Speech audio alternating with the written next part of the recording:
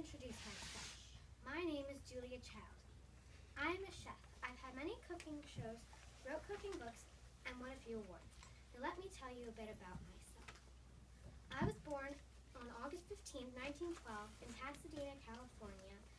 When I was a kid, I didn't really cook. I mostly ate, but I was considered quite the prankster. I played many sports in and out of school, including tennis, golf, and basketball. I was also taller than many of my classmates. In 1934, I graduated from Smith College, the same college that my mom and I went to. In 1935, I moved to New York to try to become a writer, but a few years later, in 1937, I moved back to California because my mom had passed away.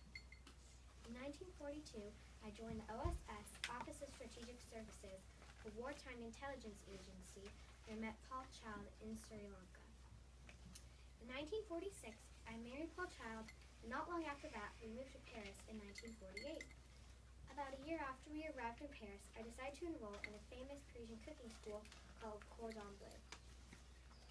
At first, I was in the beginner's class, but I moved up to the professional class a few days later. In 1951, I graduated from Cordon Bleu. In 1952, I met two French women who were working on a French cookbook for Americans, and I worked on it with them. Shortly after that, I opened a cooking school with them. I also got help from an American friend on the cookbook. We made many changes to it and worked on it for 9 years. Finally, after Paul and I moved to Cambridge, Massachusetts, in 1961, our cookbook came out. It was called Mastering the Art of French Cooking, Volume 1. It was my first cookbook, so I was very excited. That cookbook soon led to the debut of my first episode of my cooking show, The French Chef. That was really when my career as a chef took off. I wrote a number more cookbooks and had a few more TV cooking shows. I even did a few cooking shows with Jacques Pepin, a famous French chef. Sadly, in 1994, my husband Paul Child died at age 92.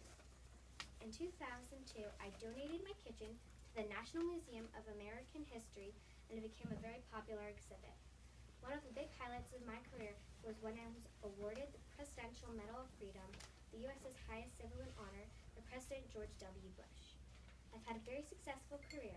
I inspire many people to pursue their culinary dreams, and I know that if you try things without being afraid to mess up, and if you stay true to yourself, you can make your dreams come true.